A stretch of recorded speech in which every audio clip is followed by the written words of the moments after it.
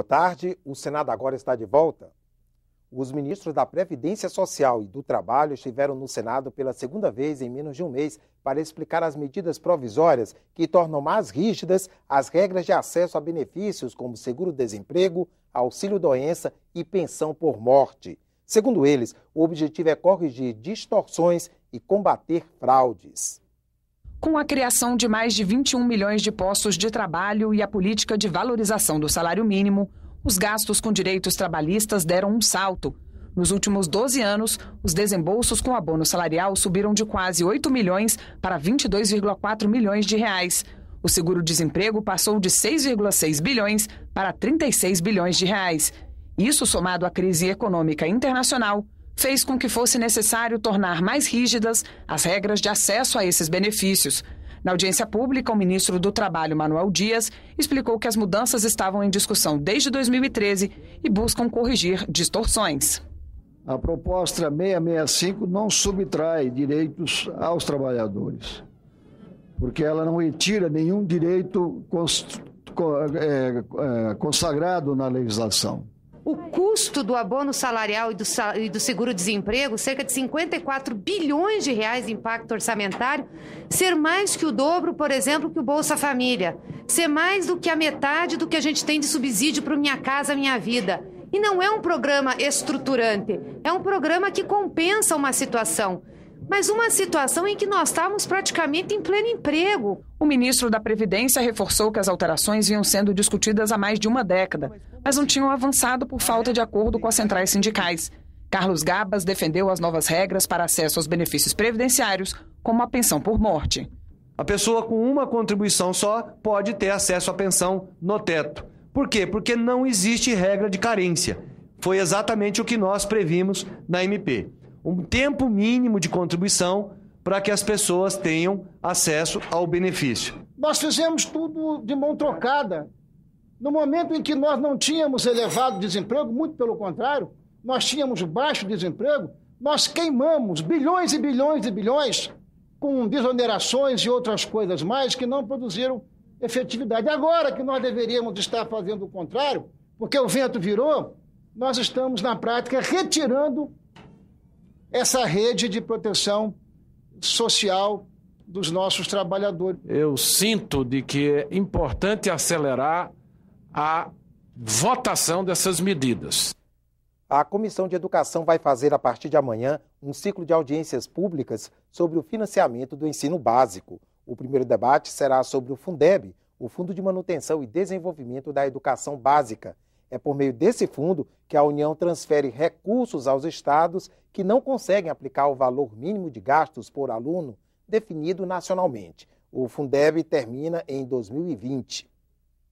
Discutir o Fundeb agora significa a gente discutir os destinos da educação básica no nosso país. Porque, repito, o Fundeb, ele é sim uma política muito importante para promover a inclusão educacional no nosso país, quando ele trata exatamente da política de financiamento da creche até o ensino médio. Foi adiada para as 3 da tarde a votação da medida provisória que permite ao governo pagar despesas obrigatórias como as de pessoal com resultado financeiro favorável. Atualmente, esse resultado, o chamado superávit, só pode ser usado para abater a dívida pública. A reunião da comissão mista que analisa a matéria começou nessa manhã, mas foi suspensa a pedido de líderes do governo em busca de acordo. Deputados da oposição afirmam que a proposta pode trazer descontrole aos gastos públicos. Se for aprovada na comissão mista, a proposta segue para os plenários da Câmara e do Senado. A Comissão de Ciência, Tecnologia e Inovação ouviu o ministro Aldo Rebelo. Ele disse que as empresas brasileiras investem pouco em pesquisa e explicou as ações do governo para mudar esse quadro. Segundo Aldo Rebelo, uma das primeiras preocupações de um Ministério de Ciência, Tecnologia e Inovação deve ser com a elevação do nível de informação científica da população e principalmente das crianças. Para que as crianças, educadas numa mentalidade científica, possam fazer frente a carga de mistificação, de desinformação, de deseducação, propiciada principalmente pelos meios de comunicação. O ministro disse que a falta de investimentos em ciência, tecnologia e inovação está na raiz do alto déficit em contas correntes do país no ano passado. O déficit se pronuncia de maneira mais preocupante quando nós alcançamos a aquisição de serviços e mercadorias de alto conteúdo tecnológico.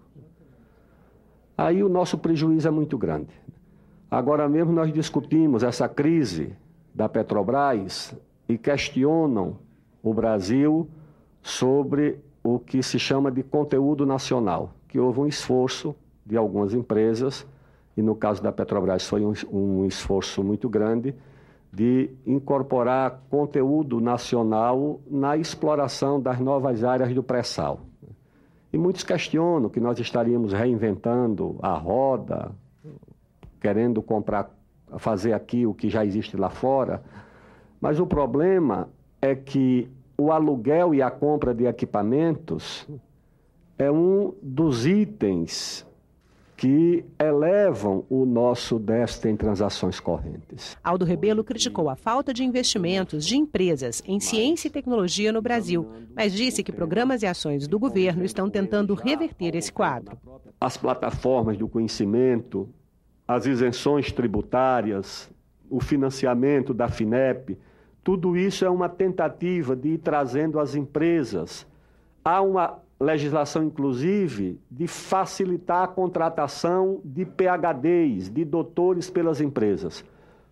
95% dos pesquisadores nos Estados Unidos estão na área privada, não sei se essa é a estatística exata, e 5% na área pública. Ou seja, aqui é o contrário. Todos os pesquisadores estão na área pública, poucos na área privada. O plenário volta a discutir nesta semana projetos que mexem nas finanças de estados, municípios e da União.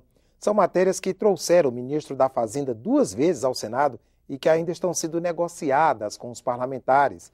Os detalhes com o repórter Dante Acioli.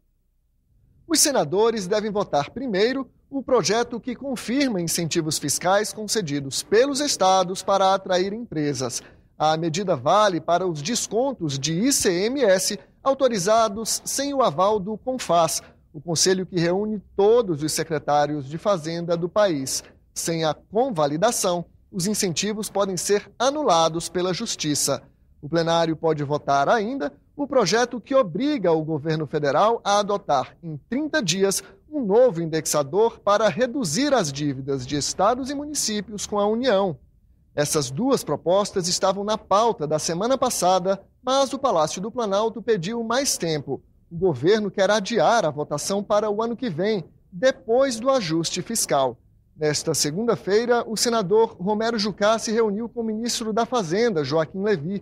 Eles negociaram uma alternativa para a dívida de estados e municípios e uma compensação para quem perder com as mudanças no ICMS. O fundamental é conversar esta semana sobre a forma de apresentar não só o projeto de convalidação, mas também a resolução que uniformiza as alíquotas de ICMS. Fazendo isso, eu acho que é possível, no futuro, uma semana ou na próxima semana, votar essa matéria. O resultado dessa conversa com o ministro Levy será apresentado aos outros parlamentares antes da votação desta semana.